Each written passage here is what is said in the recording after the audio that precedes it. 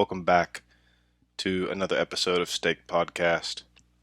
I'm shooting this intro video 2 days after my conversation with well-known community member Permabull Niño.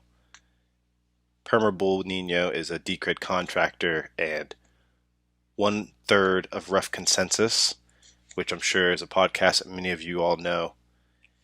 And so we had a great conversation talking about Nino's time traveling around Asia. I learned about triple entry bookkeeping and ledger assurances. And we talked about Decred and the future of DAOs. And I think you guys are really going to like this episode. So far, I've had 2/3 of Rough Consensus on Stake Podcast. So, Mr. Black, you're up next. Hopefully, if you're listening to this, I'm going to pull up DCR data right now and go through the stats. We are at proposed block 501,472.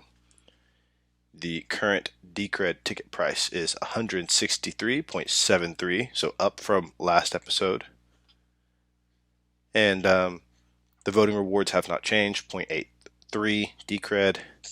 Total staked, we're still sitting at about 50% of the 12,236,240 DCR in circulation. The mining hash rate is down a little bit from our last episode, but nothing to worry about. 409 petahashes per second.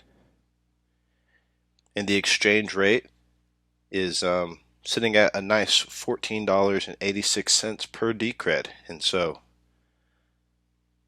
wild times. We had a pretty nice bump in the price recently, and you'll hear me and Nino talk about in the episode how earlier this week we were sitting at resistance around $18, $19 at the time of recording. And so putting in higher lows is very important. We talk about that in this episode. I really think you guys are going to enjoy this one. Recording this intro with my son as usual. So make sure you guys check out the YouTube channel, subscribe, comment, like. We need to really get the engagement up on YouTube. And make sure you rate and share this podcast with your friends, family. Just try to get the engagement up. And as always, this is a donation-driven podcast. We do not receive funds from the Treasury. So please, all Atom donations mean a lot, even if it's just 0.1.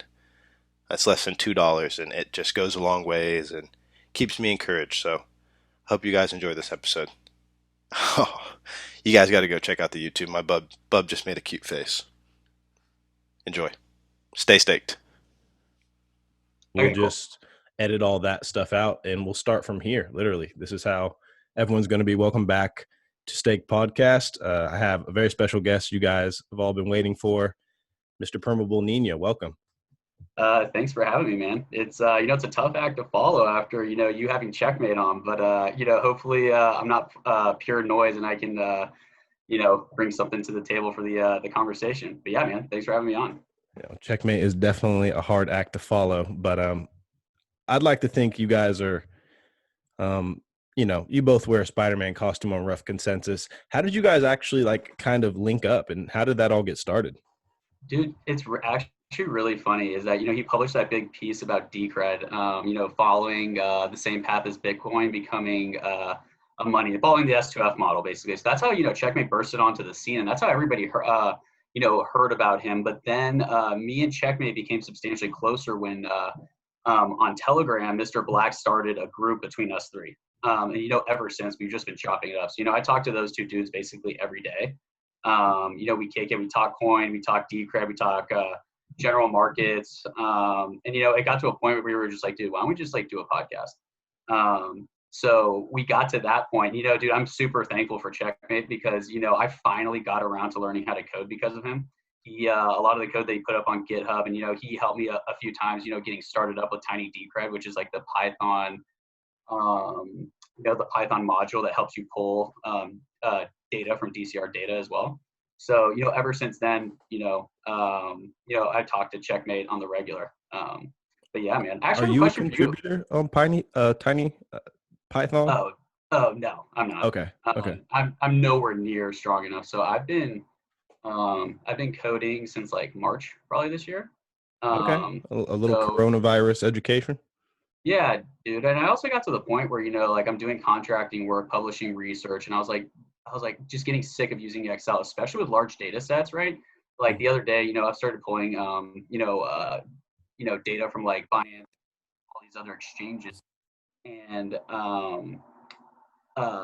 I pulled like 1,000 lines of data, 1,000 rows of data, like really quickly. And if you try to do that in Excel, it's like a nightmare, right? No, not 1,000. I mean 1,000,000. Right. So I think Excel, if I'm not mistaken, has like a maximum of like 1,000,000 rows that it can handle. But like, I mean, dude, if you try to do anything with that, it's a nightmare, right? So, learning Python was honestly a huge jump. And, I ever since, just hit the ground running.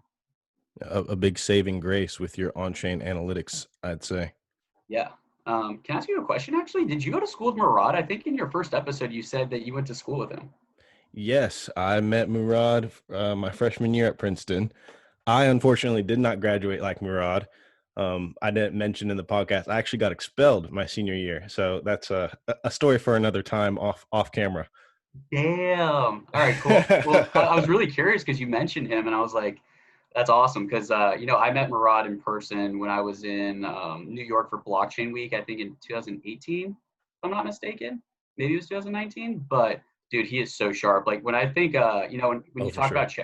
about Checkmate, like those two, I consider to be like in like a very similar realm because their level of coherent thinking is just so clean. Like they're just like Yeah, their ability to communicate their ideas is just like next level.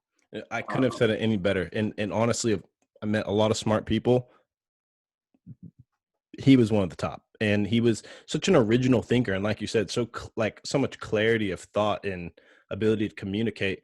I'm so happy that we started here though, because I do want to go back I know a lot more about you than you know about me. I first heard about you around that 2018 time period. Murad started publishing some stuff. Shortly after, I believe you published your first Medium article, and then you appeared on I guess kind of the most legit Decred podcast, the one that's like on the YouTube page. And I listened to your interview, I gotta say, over 10 times I've listened to it, and just trying to digest a lot of what you're saying, and every time I learn something new. I want to start by asking you, tell me about that trip to Asia that you took. so that was actually a long time in the making. So it's actually really funny. So I was living in New York. I was working in audit. I think I think I started in audit 2015. It was like 2015, and I quit the job May 2017. So basically, when Ethereum started exploding that year. I quit. But that whole trip was actually like a year in the making. So one of my best friends, he hit me up, and I don't know. I've always been thinking a little bit outside the box. The idea of working a normal job never was appealing to me. I mean, I remember. So I used to be like I used to play soccer really competitively.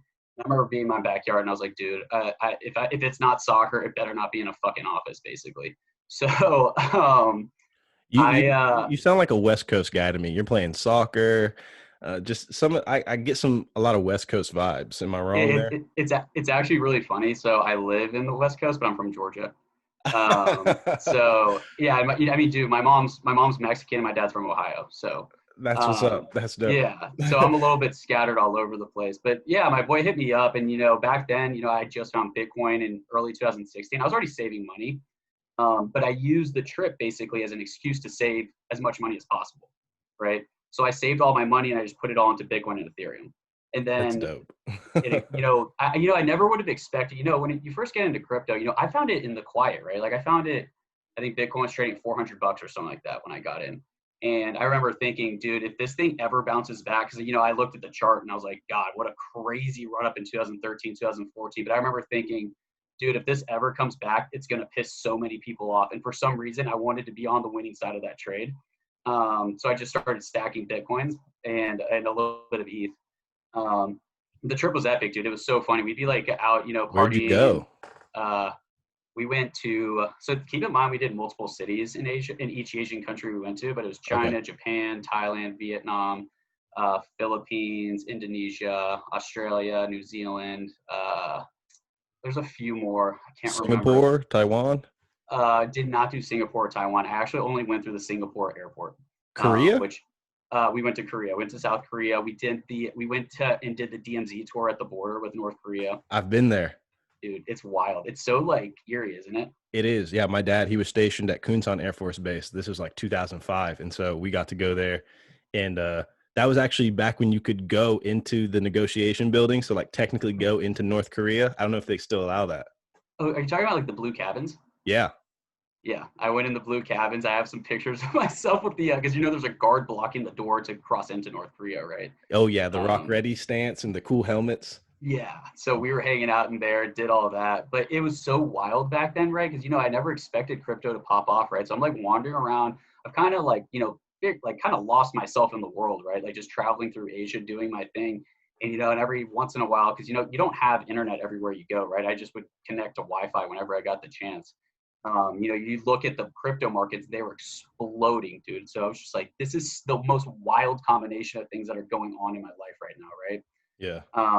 But it was a fun trip, man. You learn a lot. Traveling is one of the best things. In general, I think above all else, I find myself to be like, I think a lot of people realize this. The problem is that school always conditioned us to hate learning. But I think at the end of the day, I think a lot of people are really passionate about education. You just need the right way to approach it, right? So Agreed. For me, travel is one of those ways to, digest new information about the world, right? So, Asia was amazing though.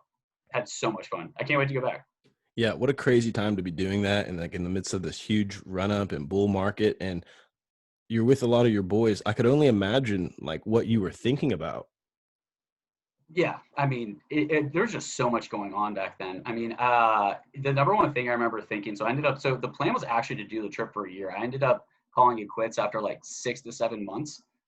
So I did that, came back to the United States for a couple months. Then I did 3 weeks in Argentina, and then actually it's just straight up 3 weeks in Buenos Aires and 3 weeks in Rio.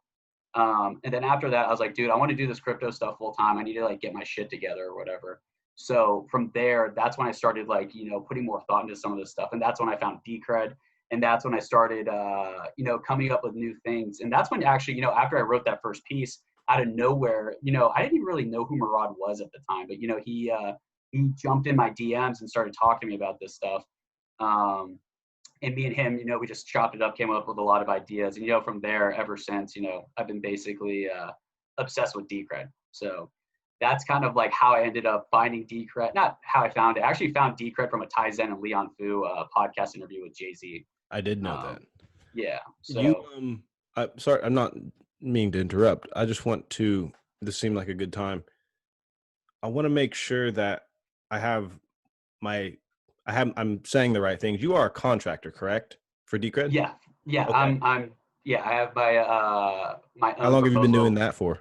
So, dude, I don't even know how long anymore. Dude, I actually haven't posted a piece in a couple months just because I have a few big pieces I want to write, but I want to wait for like a little bit more opportune market timing to like, I get you. put the pedal to the metal a little bit, right? To, push those out. But I've already done 2 proposals. I think the first one was like 6 to 9 months, and this one's also like 6 to 9 months or something like that. So I've been doing it for a bit. It's actually a really interesting thing when you get hired to do work and it's like your output and the quality of the work is insanely public, right? Like I used to do it, an audit you used to do and you release an audit opinion and everything, right? But like, dude, I only worked in audit for 2 years, right? Like my name wasn't going on the audit opinion. I was just some like staff 1, staff 2, doing all the grunt work, doing all the testing, all the substantive testing and everything. So, it's really interesting and, also going through the proposal process when, people give pushback and everything. It's, at times you want to kind of take things personal, but, it's a cool learning process. I think it's like the ultimate form of accountability though, right? Like whenever the work you're doing is going to be public, you're like, I better not fuck this up, right? Yeah, and the Decred Chads are, how do I say? A tough crowd to say at the least. Yeah, like, dude, for what it's worth, right? Like, that's what people love about the project, though, right? The bar is set so high, right? Definitely. Like, if the bar wasn't set so fucking high, like, I wouldn't be here, right? Like, it's a stubborn bunch, but it's a stubborn bunch filled with quality. So, Definitely. you got to take the good with the bad, but the best thing you can do, I mean, when it comes to like, at least for me though, I always relate back to sports because that's what I did a ton growing up. When you come up against when the bar is set high, you want to rise to the occasion, right? You don't want to fucking crumble and be a pansy. So I always try to make sure that whenever I do my work, that I put my best foot forward, and that it's actually something worth charging to the treasury as well, right? For sure. For sure. And you studied accounting in college, correct? I did. And at some point, very shortly, I want to get to, some of your thoughts about triple entry bookkeeping, ledger assurances, accounting, on-chain analytics, etc. Before we jump into that, um, I've followed you enough on Twitter to kind of get an understanding of who you are. And in my opinion, I think I just learned you played soccer. Um, Tell me about your days, man, because I know you work out. Like, I'm just interested in to know, like, what is the life of Permabull Niño like on a day-to-day basis? On a day-to-day basis at this point, it's so funny. I'm like the most busy I've been in a long time, and the timing is pretty funny. It's not funny. Part of it comes with, like, we're obviously in the early innings of a bull market. But I spend the majority of my day actually just coding now, right? So like I learned Python. Now I'm doing HTML, CSS, and a little bit of JavaScript. I'm trying to learn React from there. And what Uh, recommendation do you? So that's a good question because, I take it you're probably in your late 20s, early 30s, and so a later time to learn coding than what you know probably someone like Marco Prebrom. I could be wrong there though. What advice do you give to someone, someone who's a little bit past their college days but wants to learn a little bit of coding? it's one of those things. I don't know about you, but like you have to just when you're at the beginning, everything sucks at the beginning, right? Like I tried to learn how to surf, and at the beginning, it just sucks, right? Like you just whenever you suck at something, it's just going to be miserable until you get over the hump. Like I told you before, Checkmate was like actually insanely helpful when it came to getting off the ground from Python. But dude, so I actually had a great book that I gave it to one of my buddies, but it's a great book to like learn the basics of Python, just like learning lists, dictionaries, loops and everything like that, like just basic stuff. Do you remember the name? Let me see. If you want, I mean, we're casual enough here. Give me 2 seconds. I Yeah, can go yeah, on no Amazon problem. and look this up. We got But time. in the meantime, I'll just keep talking. But it's one of those things. It's especially Python/data science. There's a module within Python called Pandas, which is like it effectively, if you're comfortable with Excel, it takes information that you pull, like data that you pull from like an API or something like that, and it turns it into basically Excel format. It's like the easiest way to describe it. And if you know how to do, if you're comfortable with Excel, you can just basically go from there, right? Oh, hold on 1 second. Let me see if I can get this book. Python crash course. 1 second. Okay, here it is. It's called Python Crash Course, second edition, a hands-on project-based introduction to programming. Perfect. Um, Perfect. I'm so it's gonna like ask for that for Christmas. yeah, dude, it's a good book, and honestly, it gives you some exercises to work through.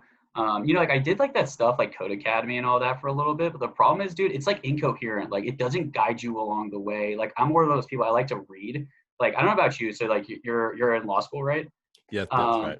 yeah, so for me, I was never the student that paid a lot of attention in class. I took the notes so that when I got home, I could just teach it to myself, basically.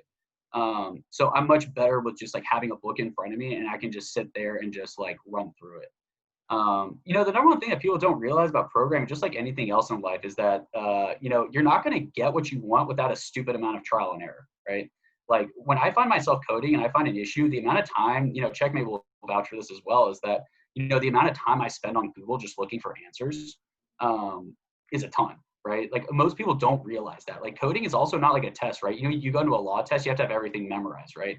When it comes to coding, dude, you can look around. You don't have to have it all memorized, right? You can slowly work through it and figure things out. So I'm still learning a ton too, right? Like a lot of like it's funny if you my GitHub is public, and if you go look at some of the things I have in there, like it's old code that I haven't changed because I'm just like too lazy, but it's like dog shit. It's like embarrassing. And I'm just like, dude, I'm not gonna go fucking back through this and fix it. Like it still gives me what I want. So I'm like, next time I'm obviously not going to do it this way. But coding, learning how to code is just an iterative process like anything else. Like nothing ever that's worth your time is just going to fall in your lap. And how has that experience, that educational experience, impacted the way you think about development on Decred and just sort of the quality and any insights you've gained? To tell you the truth, like I'm still such a noob when it comes to coding. Like, right. So like I build stuff that's just for myself, right? I run through data and it prints charts, right? That's what my code does, right? You have to think about like the level of detail and like understanding that it comes with like building a product that other people are supposed to use for a money that if you fuck up, the funds are not coming back. Think about that. Like that's insane. That means you're building you're building products in a way that they can't fail. They have to work. So, a lot of people, people have been getting impatient with like all the different releases and everything. I'm like, dude, this shit is so fucking hard that like the fact that this is even happening, especially the way, I don't know if you've tested any of the new 1.6 stuff, but I mean, it is so user friendly. Like the Lightning Network stuff, it's not like perfectly easy, but it is about as clean as you're probably going to get of like a Lightning Network experience. I haven't tested privacy yet, but from what I understand, you literally just turn on a privacy mixer and then you just go from there, which is insane, right? You press a button and you're like, all right, bitch, I'm private. That's like insane. Just think about the level, like the fact that they make it that easy and how hard coding and building products that can't fail, how difficult that is. Like it's insane. So like, I write shitty code where I just run through data and it shows me what the data looks like in chart form, right? So, I even find that like at times I'm like, I don't know what I'm doing, right? So like these dudes, like, it's next level shit. So, yeah, that's the perspective it's given me. It's just like, this is not easy. I think there's an important lesson for everyone out there. It's code takes time. And so be appreciative of the devs. And so, I think that's, you go. No, I just said they're beasts. I mean, yeah, absolutely. Absolutely. I want to get into a little bit more of your accounting background. And some of these questions, I'm sorry if you've asked them before. I'm going to ask them in a way that I'm able to understand them. And I kind of have an understanding, but I do want to hear it from the horse's mouth. I want to talk about the idea of triple entry bookkeeping, the difference between that and, I guess, double entry bookkeeping or the older way of doing things, and kind of tell me a little bit more about how you see this, sort of, I've heard you make comparisons about double entry bookkeeping and the Renaissance, and then sort of today and triple entry bookkeeping in a new Renaissance. Yeah, I mean, dude, the simplest way to think about it from an accounting perspective, right? Like what double entry bookkeeping is, it's just you recording the give and the take, right? Like let's say you sell me a product and I give you cash, right?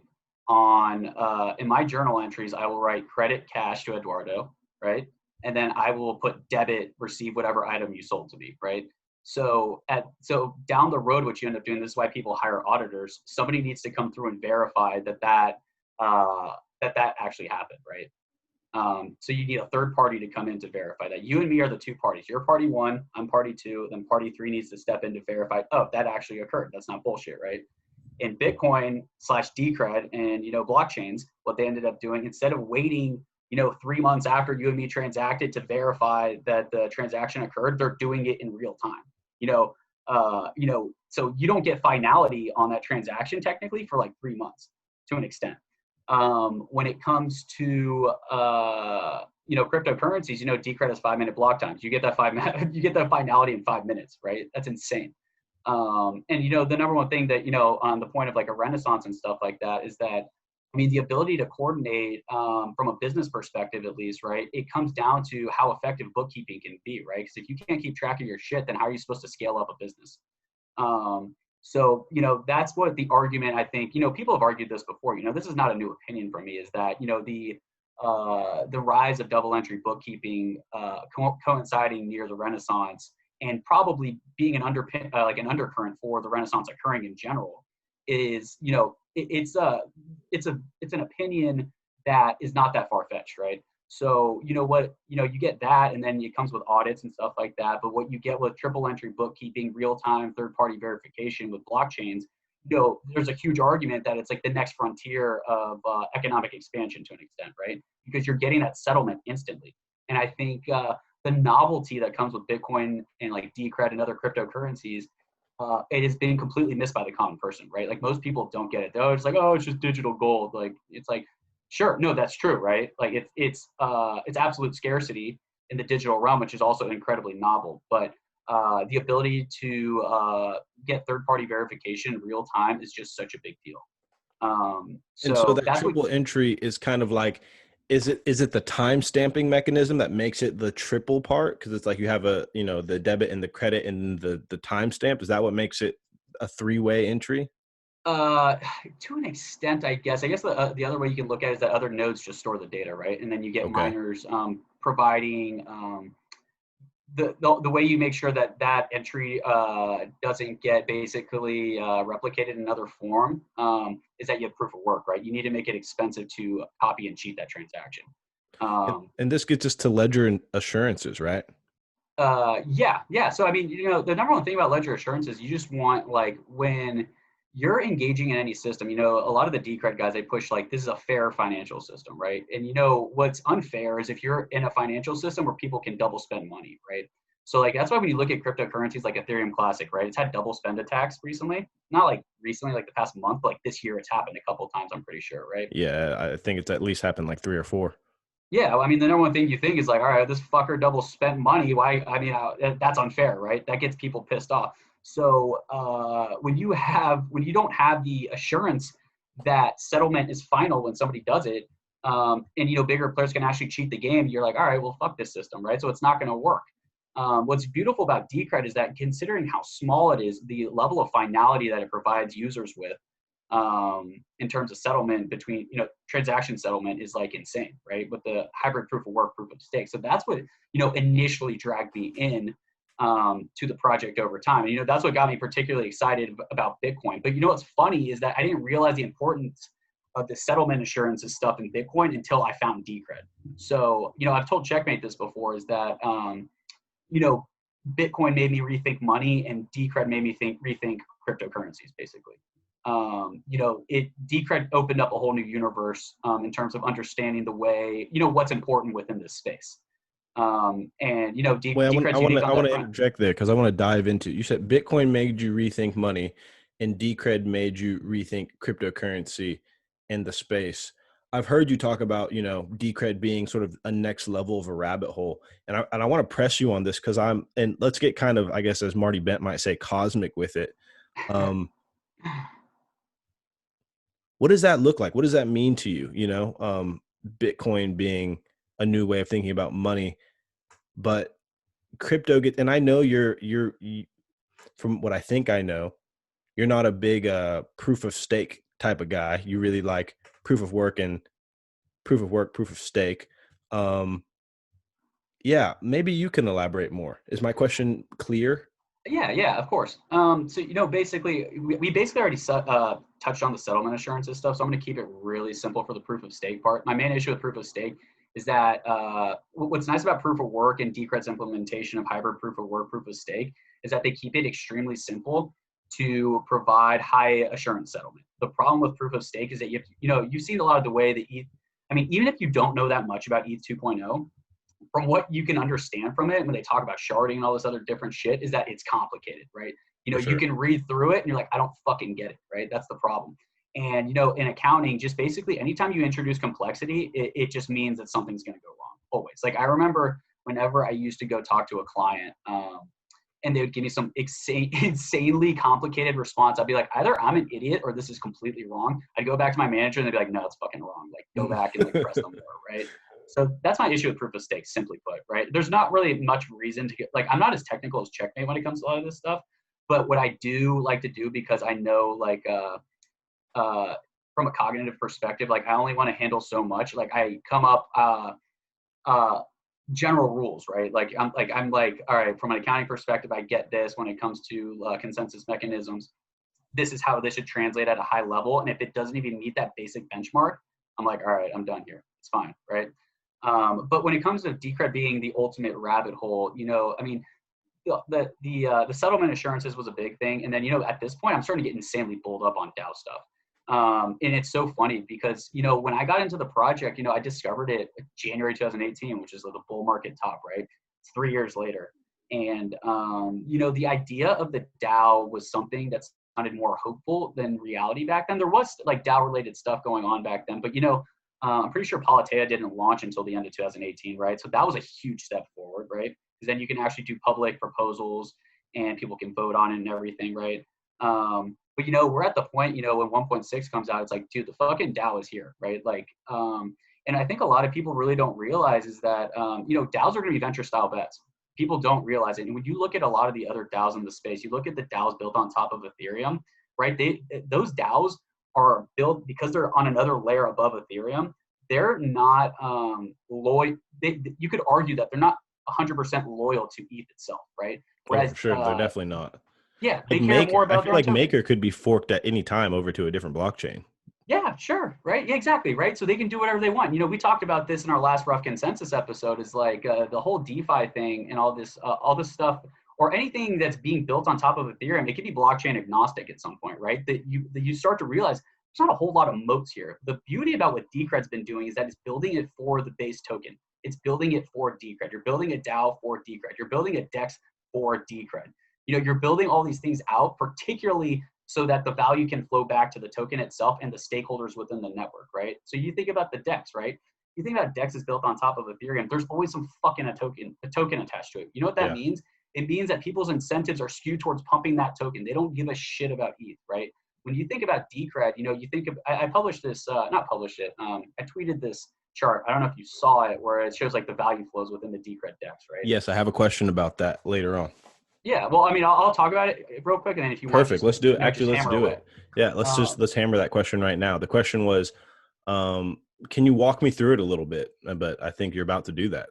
well, dude, basically speaking, you're just, you're swapping coins between chains, and it needs to be settled on chain, right? So what ends up happening is that miners need to settle these transactions, right? So when that happens, it brings more transaction flow to the network, which means more fees for miners, right? As a user, right, you have money in your Decred wallet. Normally what you do if you want to sell Decred is to buy Bitcoin, at least, you send it to an exchange, you pay the on-chain fee, you get to the exchange, buy Bitcoin, pay the exchange fee, and then you have your Bitcoin, right? And if you want to get back to your wallet, you have to send it again with, with the time. Yeah, exactly. It's 3 fucking fees, right? It's a pain in the ass. With atomic swaps, you get to swap for 1 fee. So people don't really realize that. So like the novelty of that, you cut out 2 different fees to exchange Decred for Bitcoin, right? And at some point, I hope we'll have some sort of stable coin action on the DEX. I'm not technical enough to have a good opinion about that, unfortunately.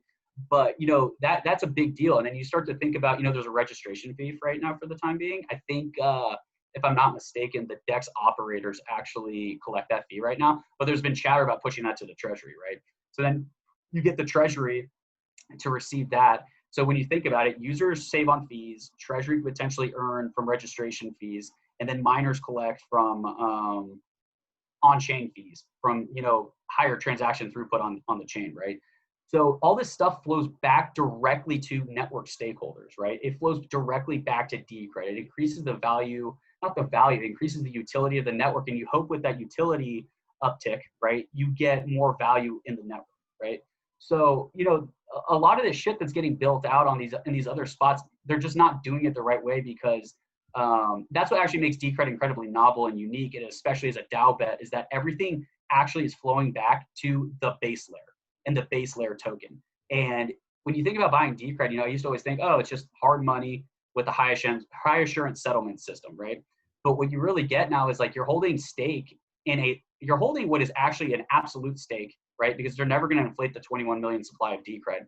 You're owning a limited supply of stock in a DAO, right? Yeah. And DAOs are a new type of firm. So people don't really realize it's like we're on the fucking cutting edge here. It's a venture style bet. And I think one thing that is underappreciated when it comes to DAOs is that Decred, as opposed to Bitcoin, attracts a different kind of investor, someone who might not see the value of Bitcoin. They see it as that kind of digital pet rock. Because of that DAO-like structure, I think giving people what appears to seem like this, sort of equity money type of thing it attracts someone. I know this for a fact because I had a friend who I've been trying to get him on Bitcoin for a long time. And he called me today, in fact, and he was like, oh, I've been seeing what you're saying about Decred. I actually like that because I feel like I actually own something. He's like, Bitcoin, I don't feel like I own anything. He's like, this, I feel like I own something. And, he's a big stonks guy. And so I say all that just to say that DAO structure and the future of DAOs, where do you see that going, and what qualities make for the best DAO?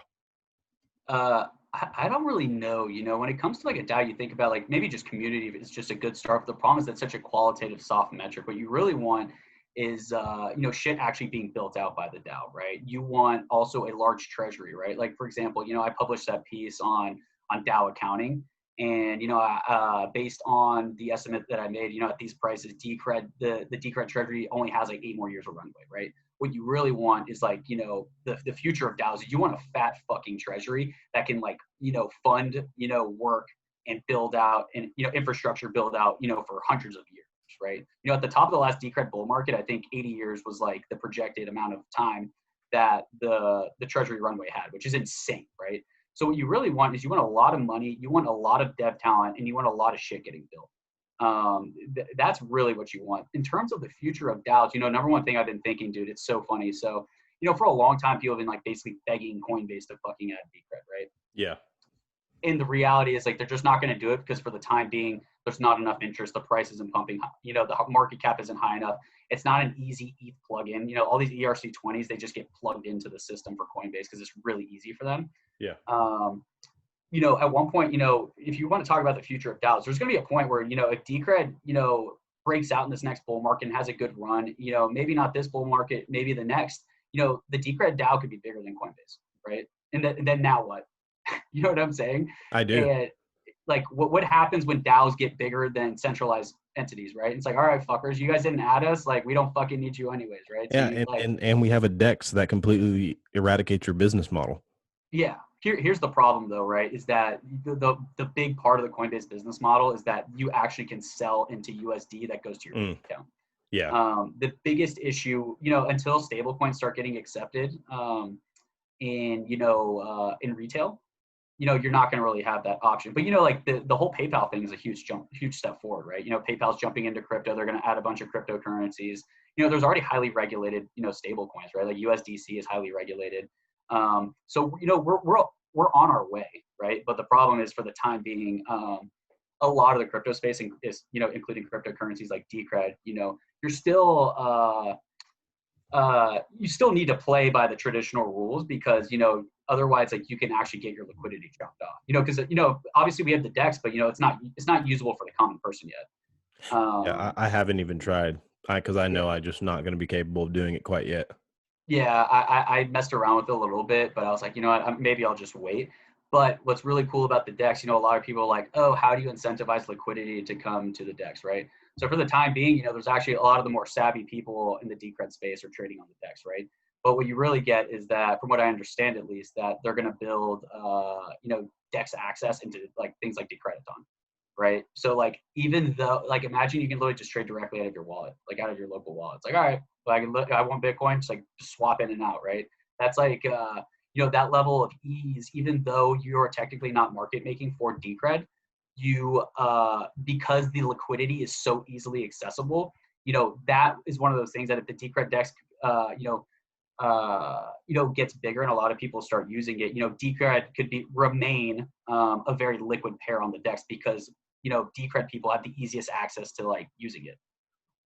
If the DEX gets integrated into Decrediton, does that start looking a little bit like an Exodus type of wallet? You know what I mean?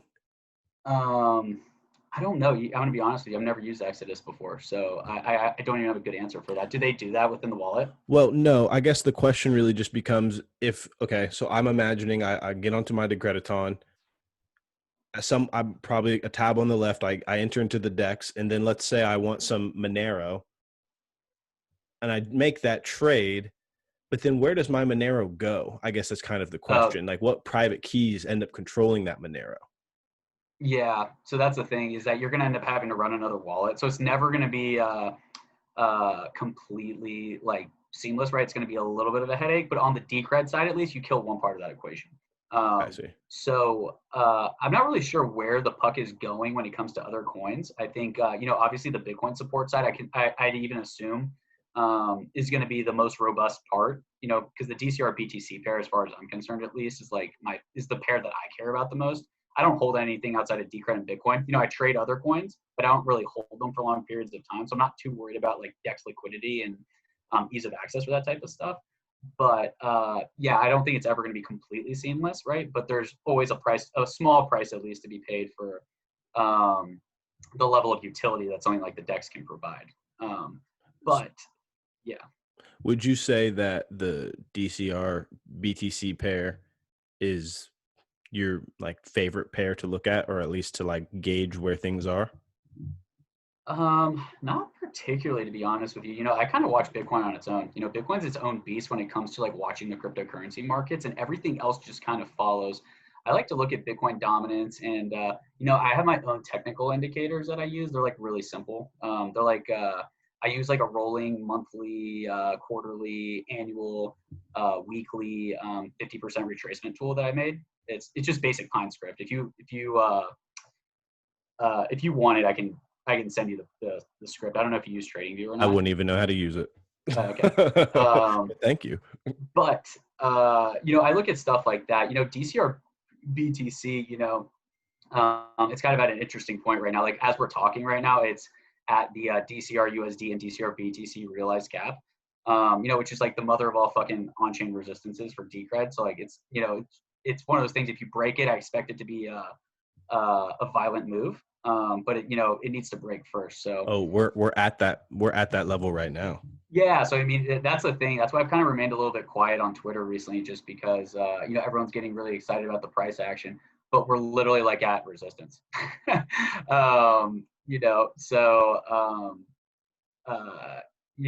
look at DCR BTC just because the number one. You want me to be completely honest with you? The number one most important thing that's going on with the DCR BTC chart right now is that we put in a higher low. Like, have you looked at the all-time DCR BTC chart? It's been a while, but I could pull it up right now. So I don't even know if we have to look at it, but basically, the project launched in 2016. It put in a low at the end of 2016.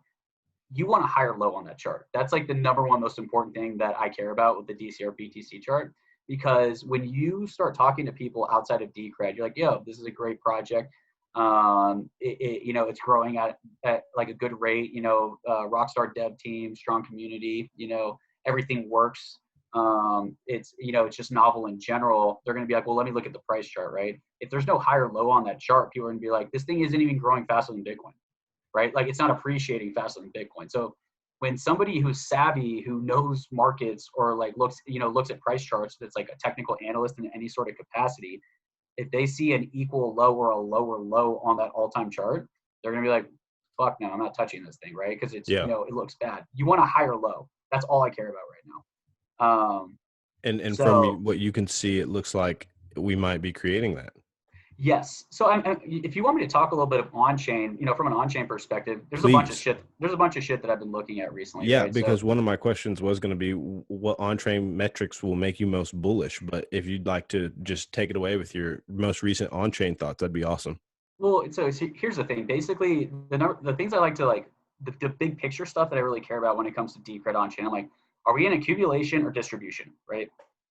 There's obvious signs of distribution. There's obvious signs of accumulation, right? So healthy signals, which we're getting all across the board right now for Decred, is an uptick in number of transactions, uptick in number of coins moving, uptick in fees, uptick in amount of data that's being printed to the chain, uptick in stake pool inflows, uptick in percentage of supply that's sitting in the stake pool, and faster block times. We have all of those right now, right? So this tells me whatever's going on right now, there's accumulation instead of distribution going on. You get everything going in the opposite direction, you're like, all right, we're moving into distribution.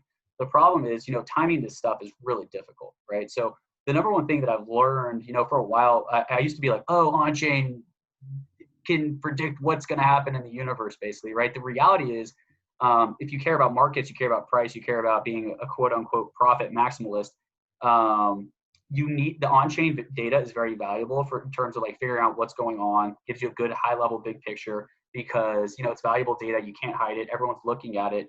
But the technical analysis, TA, is how you kind of get the short-term correct, right? So, basically what I'm looking at for Decred on-chain perspective, like all those things I listed off right there, they're all ticking up.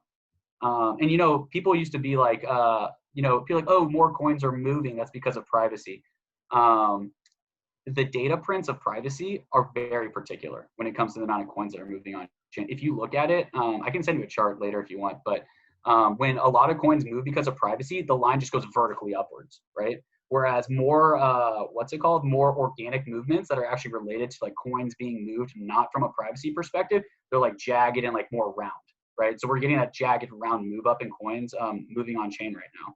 So, everything I see right now with Decred looks like it's accumulation instead of distribution. So the opportunity to put in a higher low is there. It just needs to happen, right? So we'll see, man. But yeah. So the takeaway message there is probably not mooning anytime soon, but a lot of signals moving in the right direction and higher lows, fingers crossed. Yeah, I mean, if it was up to me, the way I'm looking at this right now, from like even a TA perspective, you lump that onto like the overall picture that I think accumulation is going on instead of distribution, is that, if we can just make sure another daily candle doesn't close below 100,000 sats, that's how you put in the bottom. So, we'll see. I don't have all the answers, obviously, but, a lot of signs that it's accumulation instead of distribution. Whereas historically, there's been some pieces where like, oh, it's accumulation, and other ones say it's distribution. They're like all on the same page right now. So, you just got to wait. You just got to be patient, obviously make sure that you manage, your bags / your risk, appropriately. Yeah. Here at Staked Podcast, we're pulling a Wolf of Wall Street. I'm not fucking selling. So we're going to hopefully get in that higher low. I want to transition now, and I'm sure this is something you've talked about before. I don't want to hammer it like a dead horse if it's something that you're tired of talking about, but this pinned tweet on your Twitter, it's so elegant, and there's so much in there. I want to talk about, first of all, the two layers, particularly layer 2, because those different tranches, the smart contract, privacy, transactional, store of value, governance, versus the 3 distinguishing layer, level 1, proof of work, proof of stake, and proof of stake. What are people confusing here? What's going on? Why is layer 2 all the discussion, and why should we be thinking more about layer 1? At the end of the day, the way I look at the space, even though there's all these other different things going on, by the way, this graphic, I think actually my views have like evolved a little bit, especially just because of what I've seen with Decred, but I can follow up on that after I say this. The way I look at this, it's a high assurance, digital scarcity revolution. High assurance settlement, digital scarcity revolution. That's like the most simple way to describe what's going on here. High assurance settlement / digital scarcity revolution, right? Okay. In the digital realm, maintaining scarcity was basically impossible until Bitcoin, right? So the reason why I think this is like, you look at all these other POW coins, right, outside of Bitcoin. They're just not the dominant coins in POW, right? Like POW is very zero sum, right? So people are always going to want to mine the coin that obviously they're just going to want to mine what's most profitable for them at that point in time. But the thing that also people don't realize, miners, they're very long-term thinkers, right? Like they want to attach themselves to a chain that they think they can see being around for the long haul, right? So everything tends to like float towards Bitcoin in that regard if you're a pure POW coin, right? Like there's no point in me holding, like Zcash, for example. Like I don't see the point of holding that when I could just hold Bitcoin. It's like, oh, it's Bitcoin with a little bit of privacy. I'm like, that's not enough for me. Yeah. It's still the same thing effectively. Whereas, hybrid proof of work, proof of stake, in my opinion, like I've just said before, is just, I think, the most elegant implementation of triple entry accounting. And Decred dominates in that realm. It's the only coin sitting in that realm. So I think at the highest level, you want to be holding these coins that are the dominant ones within their consensus scheme. And that's why Bitcoin and Decred are my main bags. But I will say, you look at level 2, there's probably really 3 levels on this whole thing now, is that level 2 should actually be the social realm, which is governance.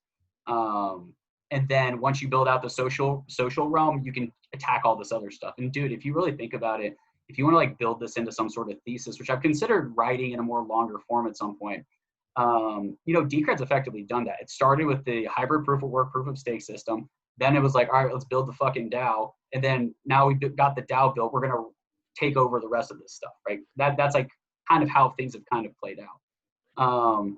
But the difference is like when you think about the governance / social realm, layer, like that stuff feeds back into the strength of the underlying, you know, consensus mechanism, right? Like the price pumps from the work that's being done at the social level, and it builds out the things that are at level 3, and all that stuff feeds back into the security of the network, right? Which is like the main underpinning of this whole thing. It's the foundation. So, you know, my thoughts have evolved a little bit, but that's like the basic. That's very interesting, and you've kind of got me thinking now. That sort of, I guess, change in the theses, that's been a recent development. What's kind of spawned that change? Is there something you saw that made you sort of realize that this social layer, this ability to coordinate the governance aspect is just so paramount that it actually is like, it kind of transcends some of these other thoughts like privacy or smart contract? That's kind of what I'm getting you understanding, correct? Effectively, yes. I don't know. I'm almost at a point where I feel like DAOs almost deserve their own thesis. It's kind of wild, right? Like, No, I'm with you there actually, because to me, I've kind of seen this, and the concept of DAOs to me is sort of a new way of basically organizing humans, because I think that the corporation model has kind of led to a lot of inequality, whereas this new DAO model, I like to think of DAOs as like participant owned networks. And so the people who, you know, subscribe to, let's say, Decentraland is a great example, right? The people who play Decentraland are the people who hold mana, and the people who hold mana are the people who get to govern how the thing works. And it seems like if you're, you know, sort of accumulating mana, playing in this game, and, you know, earning rewards or whatever it is, it's kind of like a feedback system, versus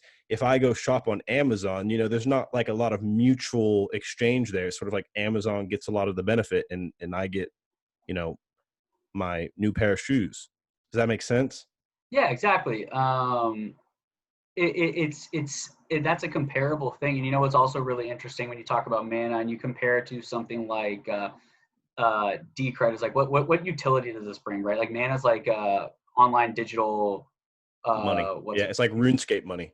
Yeah, Literally. effectively, right? Yeah. It's basically so Decentraland's effectively like RuneScape, basically. Yeah, right? essentially, yeah. Whereas, you know, you think about like the value, so like a lot of the flows are going to feed back to this thing, but you know, I don't even know. I haven't put enough thought into the whole DAO thesis yet, but you know, it's a new firm structure that the flows are, you know, the value flows to the stakeholders within the DAO it's just different than the standard corporate structure like you just described, right? And you know, it's basically like the same thing that we just talked about, right? You know, people are like, oh, the DEX needs to charge fees so that money goes back to the network, right? That would be the corporate approach to it, right? That's what all the ETH things do. All the ETH DEXs do. Yeah, right? that's the YFI approach. Yeah, so that's the ETH. That's like the old school corporate approach. What Decred has is the DAO approach, right? The way that the stakeholders within the network gain is that the miners get to get more fees, users get to save money on chain fees and exchange fees for trading, and then the treasury collects on registration fees. You know, that's more of the DAO approach. Like the way the value actually flows within these DAOs is different to the way we're used to. We're always trying to pin things back into the old corporate box, like you basically just said. So yeah. The problem is I haven't put enough thought into this yet. So yeah, no, but let's hash it out here on Stake Podcast. This is what people come for. I think this is the reason why I'm trying to do this podcast, because I want to have these conversations, and my girlfriend's tired of having them with me. Just a one-way conversation, really. It's not even a dialogue with her, but yeah, she's like, all right, dude, I'm done here. Yeah. So from maybe correct me if I'm wrong, but it seems like the way you're talking about DAOs, maybe the way I was talking about DAOs was incorrect, because it seems like you believe that DAOs are something that are going to exist on top of these level 1 chains entirely. So, because you were talking about the flows within Decred of, you know, the miners, the stakeholders, the contractors, that seems a little bit different than, say, like the I guess the uni DAO, if you will. No? Yes, exactly. No, you're completely right. And like, Okay. like we talked about earlier, is that like the way the Decred DAO is designed is that the value is supposed to flow back to like DCR and the DCR, the Decred network and its stakeholders. Whereas these DAOs that are actually just built, they're DAOs built at layer 2 on top of like a base chain. They care more about their own shit. They don't care about the base chain as much, right? Yeah. So, it's one of those things I don't even know. Another funny thought that has popped into my head, over time is like, how people like worship, not worship, that's such a bad way to phrase it. People look at like early, like, Facebook or like Google employees, like, oh, these dudes are legends, right? Yeah. You could end up having that with all these DAOs. If one of these gets like critical mass, oh, this person was an early, contractor for the Decred DAO. Obviously, it's like insanely like hopeful down the road thinking, right? So like if you want to think about like things that are like equivalents between DAOs and old corporate structures, you've got that going on. But in different capacities, I don't know. I think the way that value flows within a DAO and the networks that uphold them, just particularly speaking for Decred at least, they're going to be unique and not as obvious how the value flows compared to what we're accustomed to seeing in the old school corporate structure. I think that's like the quick and dirty of it. I think when I get to a point where I like have put a little bit more thought into it, we can follow back up on Follow this. back up. Yeah, that's probably a better idea. Yeah, instead of me, just running in circles, we would be like, all right, dude, we get it. Like he's not sure yet. But that's like the I've had always these like weird one-off thoughts about like the future of DAOs and like the people that work within them. I think it's an insanely new frontier. It's gotten me so excited. I almost get more excited thinking about the DAO thesis instead of the ledger assurance models thesis. Personally, I can 100% say that I get a lot more excited thinking about the DAO thesis or thinking about DAOs. As I entered into law school, I felt really kind of honored, or like not honored. I felt lucky because of my expulsion. I was able to sort of pursue a lot of more intellectual pursuits and just allowed my mind to, I never would have found Bitcoin and Decred had I not been expelled. And so I came into law school, going to undergrad, always wanting to be a lawyer. And now I've been thinking about DAO law, which I know sounds crazy and like obviously not as fleshed out. And maybe kind of the whole point of DAOs is that they is that they actually aren't subject to anyone's jurisdiction. So how do you actually create laws around them, right? And I to me, that's very exciting to just think about sort of this new way of working and trying to create man laws to match the reality of how the technology is evolving and working. Oh, dude, that's such a wild thought. DAO law. I've never even thought about that. Yeah. So, I mean, that's one of those things. I mean, people, like we talked about earlier, right? Like I said, like, what if one day the Decred DAO is bigger than Coinbase, right? Yeah. People, obviously it's a lot easier to uphold certain things when everything's tied to digital, right? The problem with blockchains is that once you take things into meat space, is that, the ability to verify things becomes substantially more difficult, right? But I mean, I don't consider it like a complete impossibility that at some point in time, if you want to talk about law as like, the only way, the most difficult place to skirt the law is in meat space, right? Like, because, once something is on, like a hard thing, it's harder to like move it around basically, right? So it wouldn't surprise me that at some point in time, DAOs moved into meat space, right? It's just at the beginning, the way, have you ever read the book 0 to 1 by Peter Thiel? Yes. Yeah. So like that whole idea of 0 to 1, what these DAOs are effectively doing is that they're monopolizing at the digital realm, and they might just end up expanding into meat space, right? Like people don't, nobody talks about it, right? The only reason why, this hasn't been talked about or thought about as much is because we haven't actually had a DAO that's at the point where like this thing is dangerous now. And by dangerous, I don't mean like, all right, government come after this shit and like shut it down. I just mean like it can actually get shit done and like do it in an effective way, right? Like that's why like this whole Decred, the decentralization of the treasury that's going on, right? Like when that comes out, when Marco's proposal comes out, that's a huge deal, right? That's a massive deal because like Decred. Would you say that's the first step of DAOs entering into meat space? Not yet, but it's like I think it's the first step of the first step, if that makes sense, right? It Like does. you need to have a decentralized treasury. The whole Sure. system needs to be robust. You need to have the user interfaces. From a contracting perspective, I've looked at the contracting portal. I've submitted my billing there. There's like a couple bugs here and there, right? But it works. It's super clean. It's like as you could expect, Decred quality. So like you needed to build out all of these things before the DAOs could expand. So what's effectively going on is that instead of going around selling the shit out of Decred and bringing all this noise into the project, which, obviously it affects the price in the short term. But if things end up working out over the long arc of time, you're like, all right, dude, like this was a 0 to 1 type effort, right? You're monopolizing small. And then once you have all your weapons ready to go, it's like, all right, now let's go to one. So, the idea of you talking about DAO law, I don't think that's actually that far-fetched, even though it's very speculative right now. For sure. DAOs could get Very to much that point. Yeah. This is a cosmic type conversation, like you said, but I think, this is the stuff I love to talk about. My friends always make fun of me because I'm a big quote unquote ideas guy.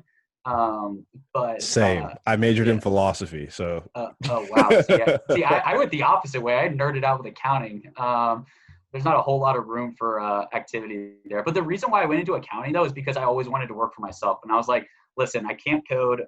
The idea of coding scares me. And I was like, what's the next best thing I can do in business school? I'm like, I might as well just have a base understanding of financials. It's like, fuck it, accounting it is, right? So that's why I did accounting. Would you say that without your accounting education, the value proposition of I mean, I think you already did say this, the value proposition of Decred would not have been as obvious, right?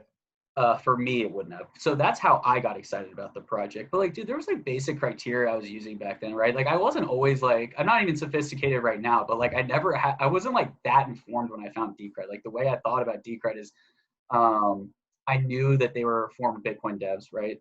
And I opened up Decrediton. I was like, this is pretty fucking cool. So, a lot of the Decred product kind of spoke for itself, right? So maybe it might have taken me longer to come around to the value prop of Decred.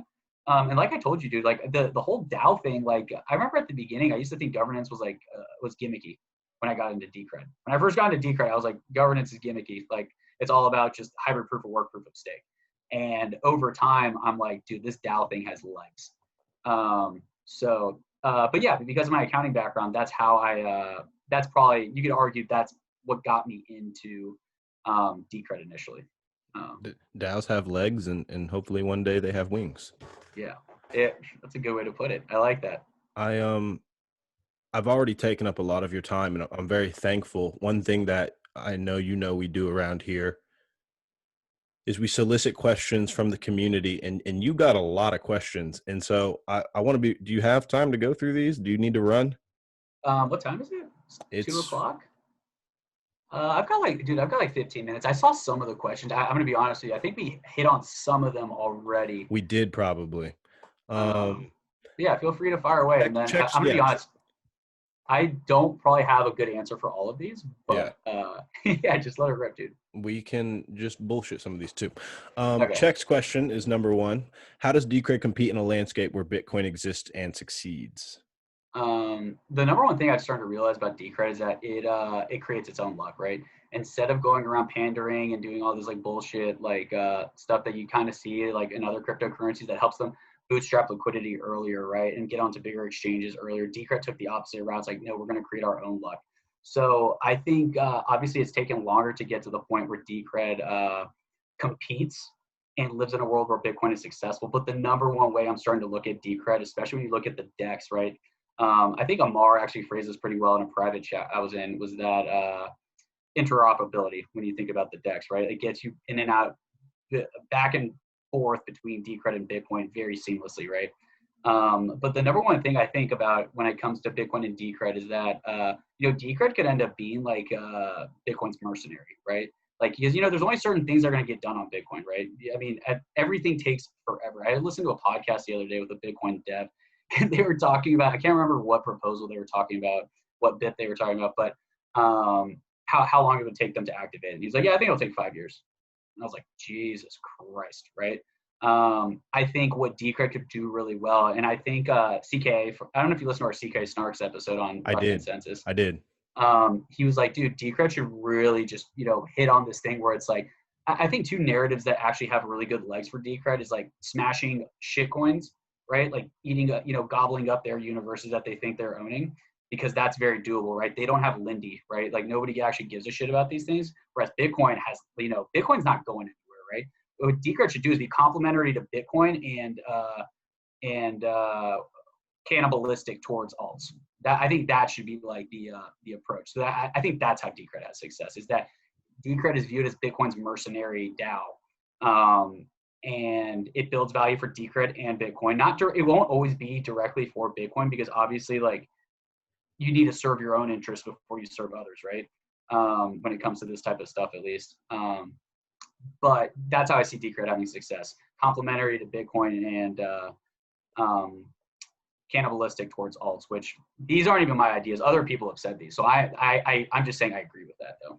Yeah, no, we definitely support the idea of cannibalizing shitcoins on Stake Podcast. El Bochinchero, he asks, thoughts on proof of stake rewards acting as a base interest rate in the long term for other rent seeking roles in the network that requires capital deployment, thinking LN fee market here.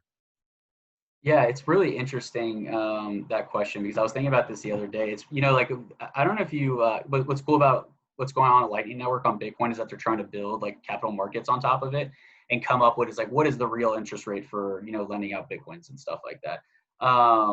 What's really cool about Decred is that it's with the staking, to El Bochinchero's point, is that, the interest rate are like Decred already has a bootstrap one, and it's constantly going down every day. So what the beautiful thing about that is that it helps us bootstrap at the beginning, that minimum rate of return for getting your Decred out of your hands, right? And over time it's going down, right? So as the utility of the chain gets built up and things like Lightning build up, and the necessity to get on Lightning as, hopefully blocks fill up and you need to use layer 2 and people want to lend out their Decred, their DCR to do things with it, in any sort of capacity, is that they're going to overlap. Like if you look at it as like two things crossing over each other, one's going down, one's going upwards, is that you have the block rewards going down, and then hopefully the utility and the potential to earn fees on things like Lightning goes up. So there'll be a crossing point, right? So what it helps us do though in the meantime is that it actually helps us just bootstrap that initial rate, right? So that's why it's like, for the time being, just because the amount that you can earn from staking, from like how many DCR am I earning on staking versus just fees on Lightning, the burden is really high if you're putting your DCR on Lightning. If that makes sense. No, it does. It does. Yeah. So it's really high. So for the time being, whatever you're doing outside of staking, it needs to match that rate of return. Otherwise, It's probably not going to be worth it. Yeah. That does make a lot of sense. To that end, something community member Michael 2X, I think that's his handle. I saw him tweet something today. He was talking about being bullish on Li-Fi, and so like Lightning Finance as opposed to DeFi. Along those veins, is that something that you kind of echo those sentiments? Yeah. I mean, here's the thing: is that the whole DeFi space, I'm not as well tuned to it as somebody like maybe Michael is, or Checkmate. But what I do understand is that, from what I've seen on the sentiment on Twitter and talking to ETH people, is that not everything that's going on in DeFi needs to happen on layer 1, right? So when you start eating away at that on layer 2, you start to really realize what things actually do need high assurance, high fee settlement, right? So I think that actually does have legs. I think there's a lot of block space being wasted doing this type of stuff. I haven't put enough thought into it though to to get like a good, solid answer on that though. That's it was a good enough answer for today. Question, this might be the last one because I know you have to go. This one comes from Jerry L. Rise of King Fresh, and I want to apologize to other people. Geostone, your question he answered kind of earlier. Decred time, I'm very sorry. We will not be able to ask your questions. But Jerry asks, after the last DCR is mined, how will the network/treasury sustain itself with no block rewards? Will transaction fees cut it? Well, you hope transaction fees will cut it, right? I've been looking at the fees recently. They've been spiking, which could be due to the DEX or a little bit more privacy, coming on chain with people testing out 1.6. For the time being, the Decred fee market is, it's shit, right? Like I think the total network earns like 0.01 DCR in fees daily, right? So for the time being, if based on what the trend has been historically, which I don't think is going to remain the case, for the time being, the answer is no. I mean, fees will not probably cut it. But the good news is with Decred, right, is that because of its hybrid proof of work, proof of stake, that makes it pound for pound more secure, is that we're not going to need as many fees on the Decred chain as Bitcoin's going to need relative to our size, that whatever size we end up landing at, right? So that's the good news. Over time, I mean, dude, we already talked about this earlier in the pod, right? With the DEX, if people start earning registration fees that go into the treasury, you can keep that going. That's one thing over time.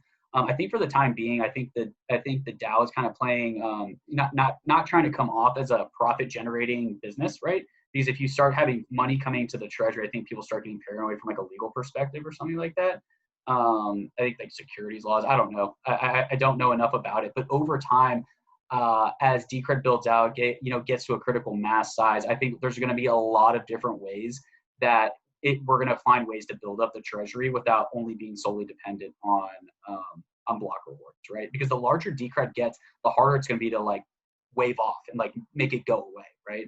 Especially with something that's like so well that the number one thing that Decred does so well is that it helps us coordinate socially very well for a bunch of strangers, right? Like I basically don't know anybody's real names, within the Decred community for the most part, but at the same time, the ways that we've been coordinating is incredibly powerful, right?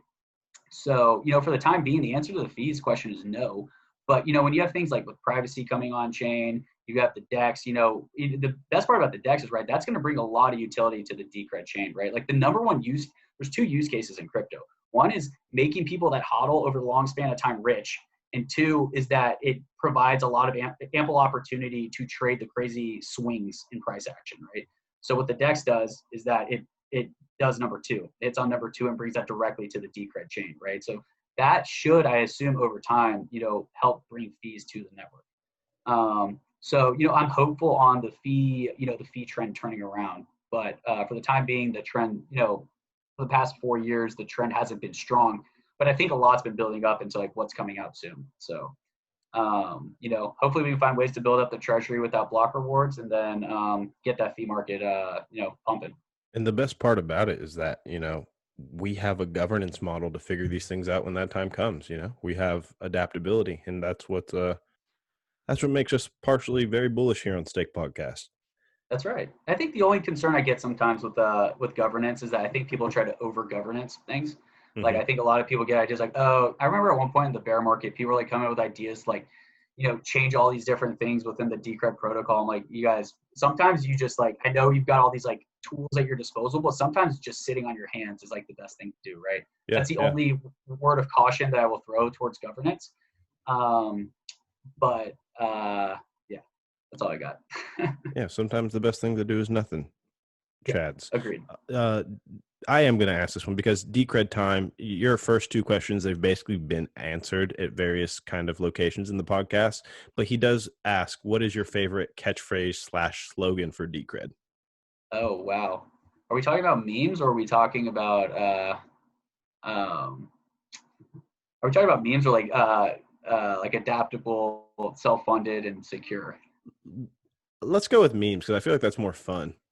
I don't even know about the memes. I think Exodus has been pumping out some pretty funny memes. Okay, let's go with the other one then. Just in terms of, maybe a little bit more buttoned up. What's your favorite catchphrase or slogan? Oh man, dude. Or maybe just your favorite way to communicate it. Idea of Decred.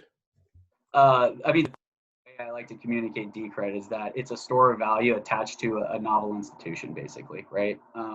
And I think the problem is that's like so like it's big words and it's not it doesn't immediately get across to people. That's like the way I communicate it. The problem is that I don't think that's very market friendly, if that makes sense. So unfortunately, I might have to revisit this one for the time being. I do not have a good answer. Well, if you come up with a good idea, tweet it at Steak Podcast, and we'll make sure to share it with the community. Got it. I can do that. Cool. Permabull Niño, anything that you want to say before we head out? Anything that I didn't ask? I'm sure people know how to find you at Permabull Niño on Twitter. His Twitter will be linked in the description. Anything else? No, man, I think that's it. And, thanks for having me on the only non-treasury funded, English speaking at least, full focused Decred podcast on the planet. So I loved being on, and hopefully I'll come back on in the future. No, definitely we're definitely gonna have you on, especially once you've fleshed out a little bit more of that DAO thesis. But I think this was a great podcast for the dorks. I mean Chads out there, and we'll chop it up next time. All right, bro. Have a good one, man. You too.